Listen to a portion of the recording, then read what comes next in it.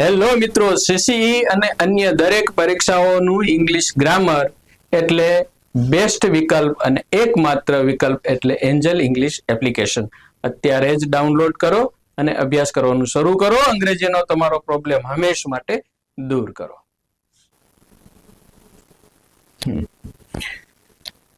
Hello dear friends, once again welcome to angel English academy. મિત્રો, હું કિશન રાઠોડ આપનું Angel English એકેડેમીમાં ફરી હાર્દિક સ્વાગત કરું છું. પરીક્ષાઓ આવી રહી છે ઘણી બધી, અને વિદ્યાર્થીઓ છે અમુક છે એ ખુશ છે, અમુક છે ટેન્શમાં છે, ચિંતામાં છે. સર, હવે અમે કરશું શું?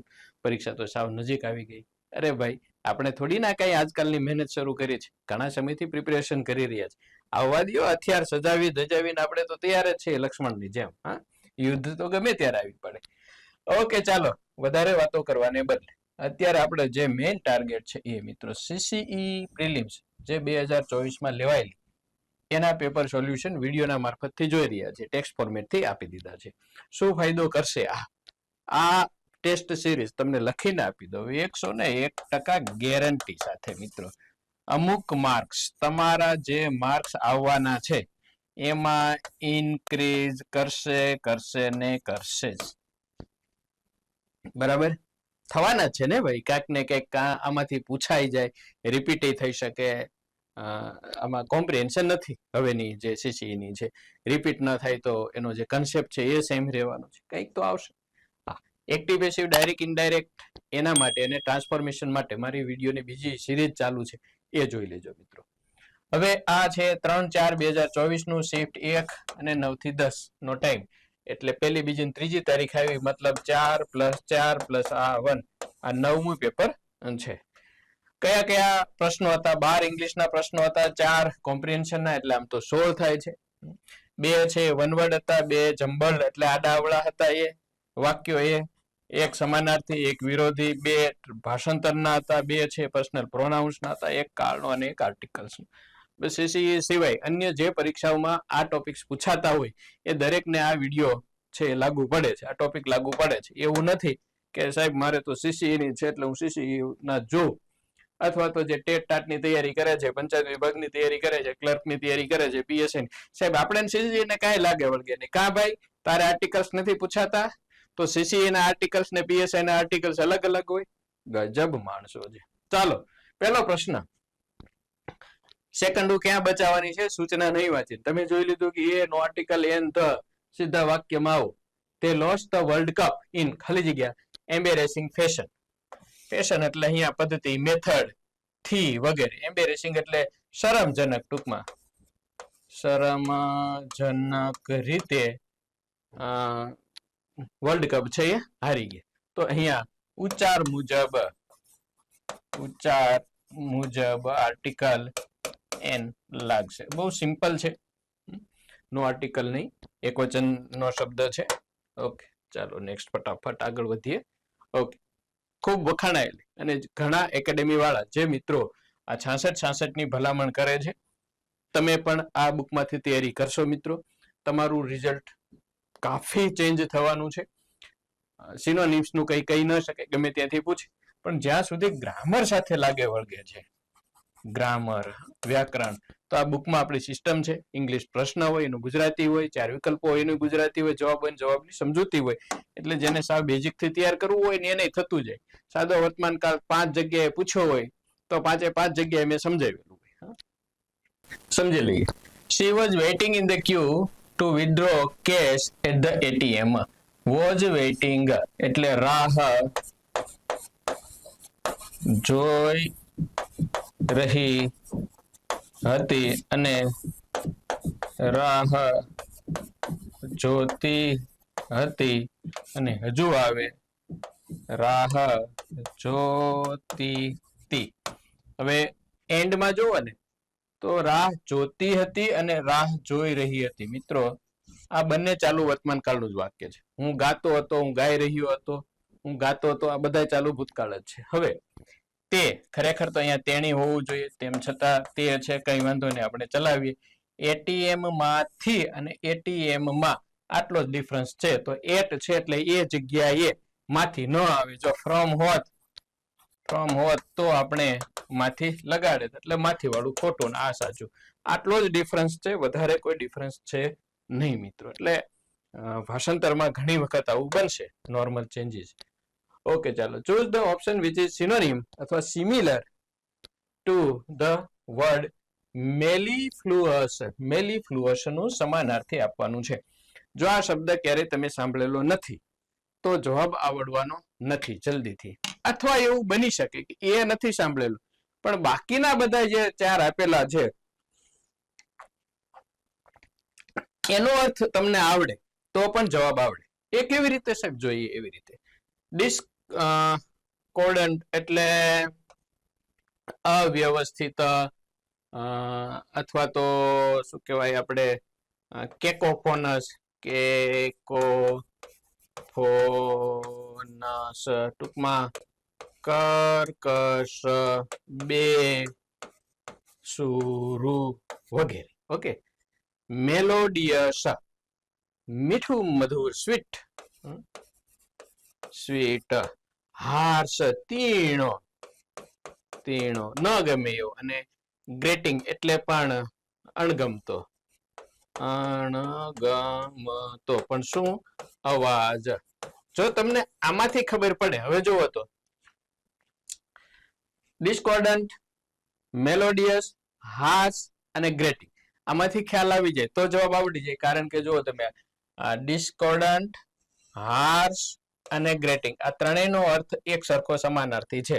અને મેલોડિયસ આ બધાથી પડે છે, એનો અર્થ એવો કે મેલિફ્લુઅસ નો મીનિંગ કંઈક આવો થતો હશે. બરાબર. મેલિફ્લુઅસ એટલે પ્લીઝિંગ વોઇસ, મધુર, સાંભળવું ગમે એવું.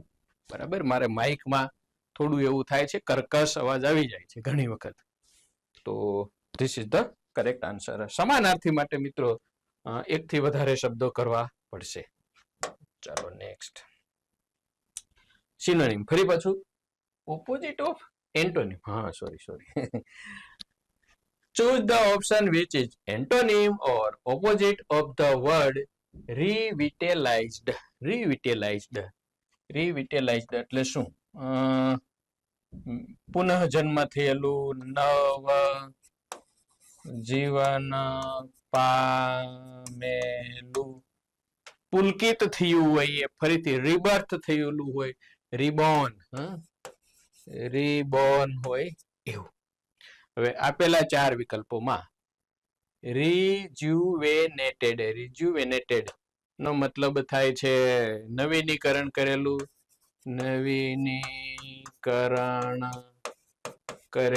તો એનું કેવું થયું? એનું સમાનાર્થી થયું. લેથાર્જિક એટલે લેજી, આળસુ એનું ટૂંકમાં સમાનાર્થી નથી, બાકીનું જોઈએ. પછી ઇનવિગરેટેડ, વિગરસ શબ્દ સાંભળ્યો, વિગર ઉત્સાહથી ભરપૂર. તો ઇનવિગરેટેડ એટલે ઉત્સાહિત. અને એનર્જાઇઝડ, એનર્જી આપણે છે ને, એનર્જી એટલે એકદમ ઉત્સાહથી ભરપૂર એવું. અને એનું ક્રિયાપદ થાય છે એનર્ગાઇઝ. બરાબર. અને ઈડી લગાડો એટલે ઉત્સાહથી ભરપૂર, પ્રફુલ્લિત. તો આ રેજ્યુવેનેટેડ, ઇનવિગરેટેડ અને એનર્જાઇઝડ આ ત્રણેય એના સમાનાર્થી છે મિત્રો.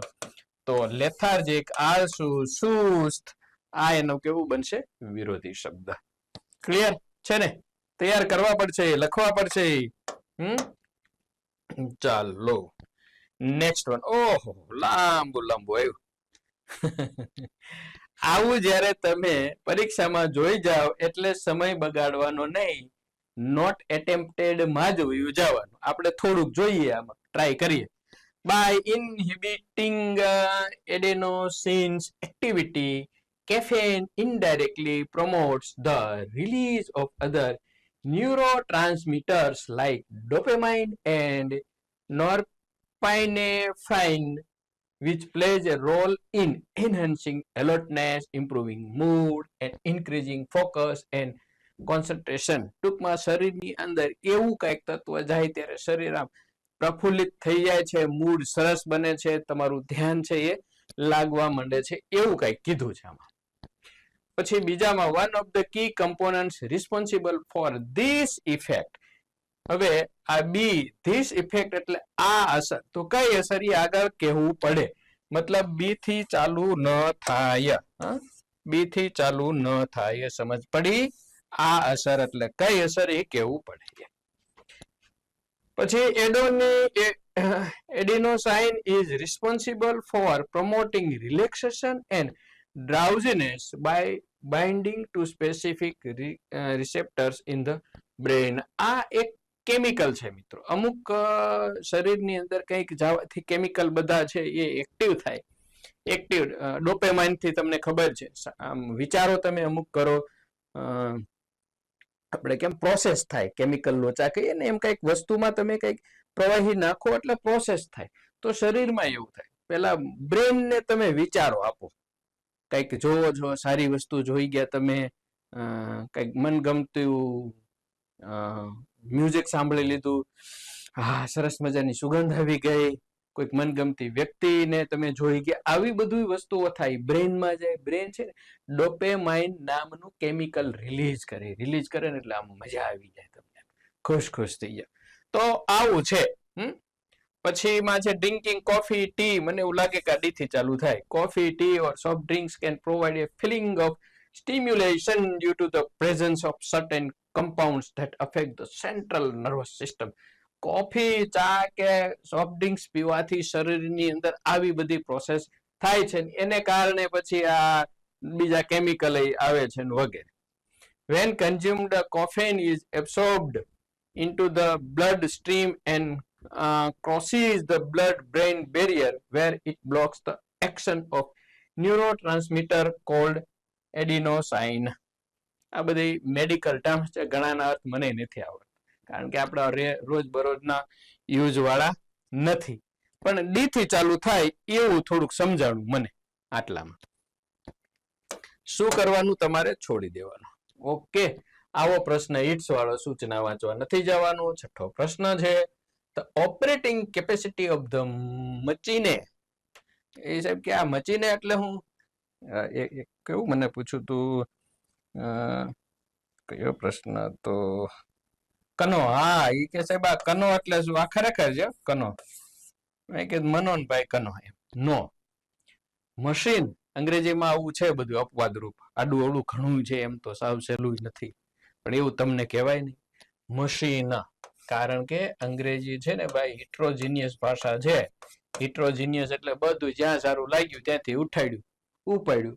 ફ્રાન્સમાં ગયા અંગ્રેજો, ત્યાં સારું હતું એનું લીધું, ઇન્ડિયામાં સારું લાગ્યું એનું લીધું, આફ્રિકામાં ગયા ત્યાંથી લીધું, જર્મનમાં ગયા ત્યાંથી લીધું, બધી જગ્યાએથી લઈ લીધી ભાષા, અને નવા શબ્દો આવ્યા. એમણે ફ્રેન્ચ ને ઇટાલી ને ગ્રીક્સ ને એ બધા એનું સાહિત્ય વાંચ્યું. અંગ્રેજી પહેલા તો ક્યાંય સરસ ડેવલપ થયેલું હતું ને સમૃદ્ધ, એમાં જે શબ્દો લીધા એ બધા ઉપાડી લીધા. મેડિકલ ટર્મ્સ છે ને બધી ફ્રેન્ચ ની છે મોટા ભાગની. ઓકે, તો machine is the best in ખાલી જગ્યા કેટેગરી. તો એ તો સિમ્પલ છે મિત્રો, ITS આવે. આ ઇટ્સ એટલે ઇટ ઇઝ, એ કઈ લાગુ ન પડે, કારણ કે વચ્ચે આ ક્રિયાપદ છે.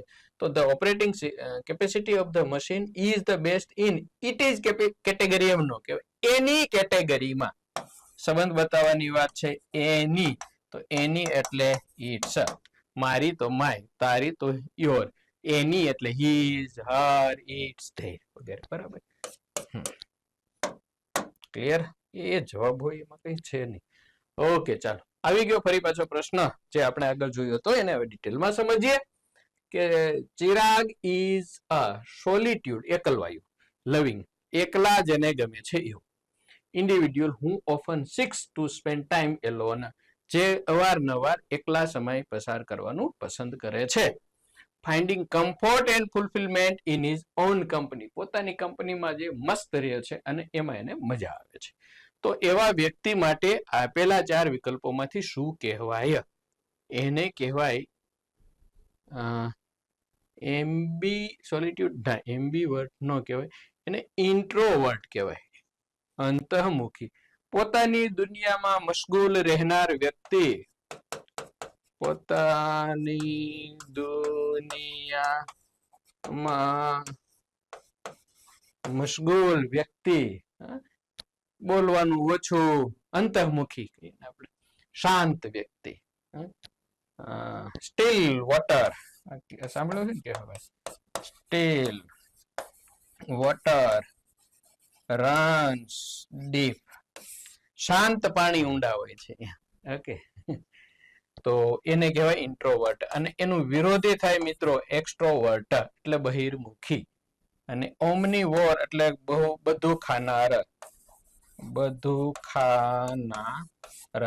એમ્બીવર્ટ, એમ્બી એટલે બંને એના લક્ષણો ધરાવતું. એ ક્યારેક જરૂર મુજબ ઇન્ટ્રોવર્ટ હોય, પરિસ્થિતિ મુજબ. હું તો એમ કહું કે આ સગવડિયો ધર્મ કહેવાય. જરૂર પડે ત્યારે અંતર્મુખી, જરૂર પડે ત્યારે બહિર્મુખી થઈ જવાનું વગેરે. ઓકે, આ એમબી ઉપરથી શરૂ થતો એક એવો સ્પેલિંગ છે, શોધવાનો છે જે બંને હાથથી લખી શકે. અત્યારે હું જમણા હાથથી લખું છું, ડાબા હાથથી પણ લખી શકે. ઓકે, તો આવા વ્યક્તિ માટે શું કહેવાય એ તમારે સર્ચ કરવાનું છે મિત્રો. ઓકે, ચાલો ઇન્ટ્રોવર્ટ પૂછાયેલું છે, અમુક જગ્યાએ ઘણા પ્રશ્નો પૂછાય છે, સમય મળ્યો છે એ અમે શોધીને લખ્યું છે. ચાલો નેક્સ્ટ, ધ એથ્લીટ્સ. અહીંયા જોવો તમે ફરી પાછો આ પર્સનલ પ્રોનાઉન નો પ્રશ્ન છે મિત્રો. તો આવું જ્યારે જોવો છો ત્યારે સૂચના વાંચવા જશો નહીં. ધ એથ્લીટ્સ બહુવચન છે. શોકેસ્ડ બતાવ્યું, ખાલી જગ્યા incredible skills during the competition.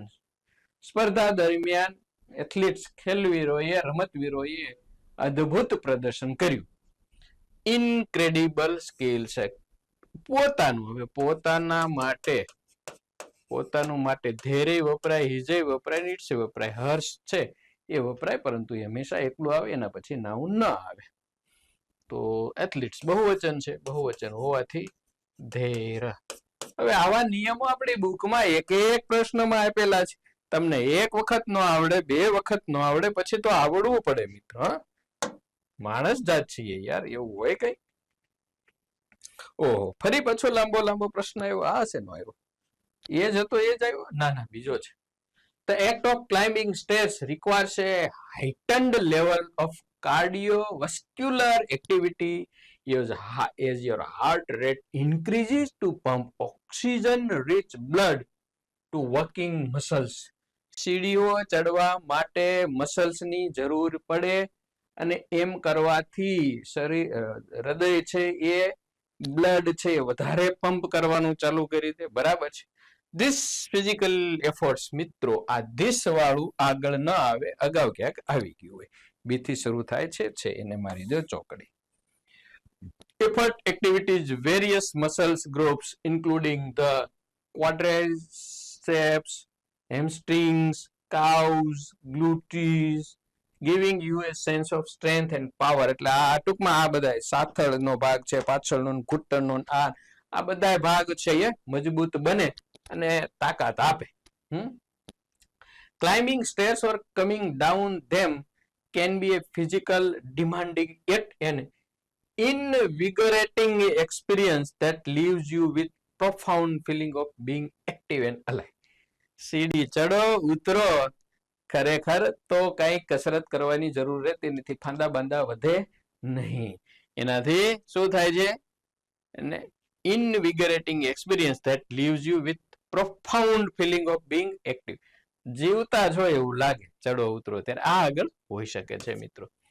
As you take each step upward, કારણ કે પહેલા ચડવાની વાત કરી, પછી ડી માં એવું કે છે કે તમે જેવો એક પગથિયું આગળ ચડો, એક પાછળ ચડો વગેરે એમ, એટલે ડી આગળ ન આવી શકે.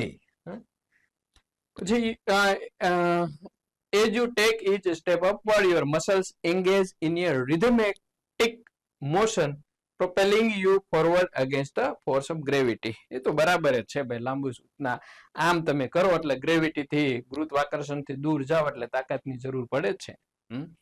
The surge in blood flow enhances oxygen delivery and stimulates, ઉત્સાહિત કરે છે, કામમાં રોકે છે. The release of endorphins leading to improved mood, vitality and a sense of positivity. મને એમ લાગે છે ઓલું ના બે ક્યાંક મળતું આવતું હશે. The surge in blood, ટૂંકમાં આમ કરવાથી આ બ્લડમાં અમુક છે કેમિકલ જાય છે એને કારણે આવું થાય છે. So it must start with C. Okay, clear. I have tried my level best two explain you. ચાલો, આ કેમ પાછું આવ્યું? ના ના, અચ્છા એમ્બિગ્યુઅસ જોયું એટલે મને એવું લાગ્યું, કારણ કે એમ્બી વાળું સમજાવ્યું ને આગળ. એમ્બિગ્યુઅસ, વેગ, VAGUE, અસ્પષ્ટ, અસ્પષ્ટ, સ્પષ્ટ, આડાઉ, સમજી ન શકાય તેવું, દ્વિધા વાળું. ઓકે, વન વર્ડ છે. વેન એક્સપ્લેનિંગ ધ મેથ પ્રોબ્લેમ, ગણિતનો પ્રોબ્લેમને સમજાવતી વખતે the teacher was clear. Okay, sir છે એકદમ ક્લિયર હતા. લોજિકલ એન્ડ કન્સિસ્ટન્ટ, તર્કબદ્ધ અને આમ એક ધારા ચાલતા હતા. Two ensure that every step logically lead to the next, એવું ખાતરી કરાવતા કરાવતા કે એક સ્ટેપ છે એ બીજા સ્ટેપ તરફ દોરી જાય. ટૂંકમાં લોજિકલ અને કન્સિસ્ટન્ટ, તર્કબદ્ધ અને એક ધારું, તો એના માટે કોહરન્ટ વપરાય. જે ઘણી વખત છે જ ને કે આ જે 4 વાક્યો છે એના આડાવડા છે ને જોડવાના છે, તો કોહરન્ટ બનાવો. ઘણી વખત એવું કે લોજિકલ હોય એવું બનાવો. બાકીના શબ્દો શું કે એમ્બિગ્યુઅસ એટલે અસ્પષ્ટ, પ્રીપોસ્ટરસ એટલે શું કેશું, વેગ, એબનોર્મલ જેવું, એબનોર્મલ, એબસર્ડ, એબસર્ડ કે શું બરાબર દેખાવમાં કે યોગ્ય ન હોય તેવું, એબરન્ટ, એબરન્ટ એટલે the person who has lost his way, એટલે ચલિત થઈ ગયું હોય એવું, ચલિત ભ્રમિત થઈ ગયું હોય તેવું. એટલે ટૂંકમાં આ ત્રણેય છે ને એબીસી એ સમાનાર્થી છે. પથચ્યુત થયા ગયું છે તેવું. અને કોહરન્ટ એટલે લોજિકલ, યોગ્ય, વે, સારી રીતે. That is the correct answer. 11. The chef, chef ને શેફ ઉચ્ચાર થાય એનો, શેફ એટલે રસોઈયો, કુક ટૂંકમાં રસોઈયો, શેફ. હેડ ખાલી જગ્યા delicious meal for the guest, મહેમાનો માટે ડિલિશિયસ સ્વાદિષ્ટ ભોજન બનાવ્યું હતું કે બનાવ્યું છે. લાંબુ નથી વિચારવાનું, આમાં હેડ આપેલું છે એટલે શોધીને લખી નાખો. કુકડ, COOKED, કુકડ, કારણ કે હેડ પછી ક્રિયાપદનું ત્રીજું રૂપ જ વપરાય. આ વસ્તુ અહીંયા છે. આમાં તમારો આવો પ્રશ્ન આવે ત્યારે સમય બચી જાય પાછો.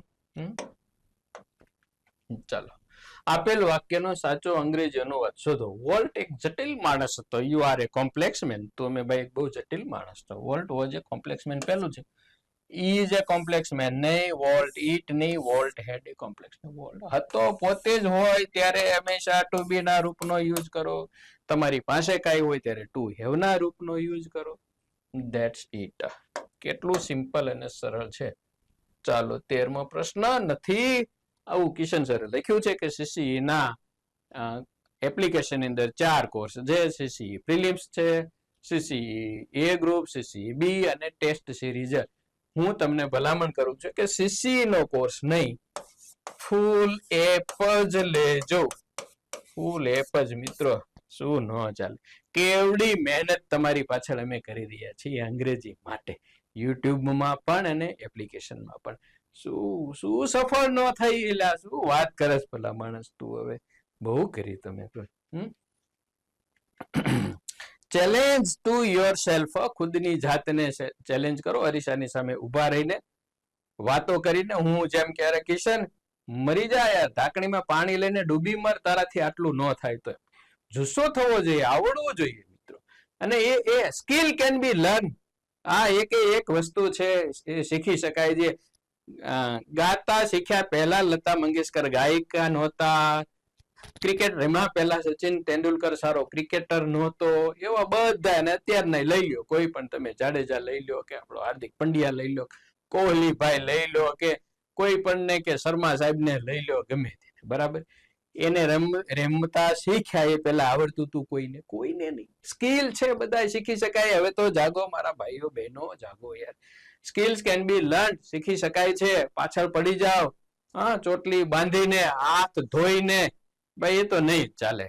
શીખ તારે મને આવડવું પડશે, એટલે અંગ્રેજીને કહેવાનું છે. ઠીક છે, આવી વાતો ચાલુ કરી દઈશ તો ખૂટશે નહીં પાછું. અને એ મોટિવેશન યાર, શું ન આવડે. અંગ્રેજી વિશ્વની સૌથી સહેલી ભાષા છે અને આપણે એમાં માથા ખાઈએ. શીખી જાઓ, આવી જાઓ મારી પાસે. Okay, thanks, have a good day. જય હિન્દ, જય ભારત. સબસ્ક્રાઇબ કરી દેજો. સારું લાગે છે તમને, મને ખબર જ છે, તો બીજા નહીં કરો. હા, હેલ્પ મી.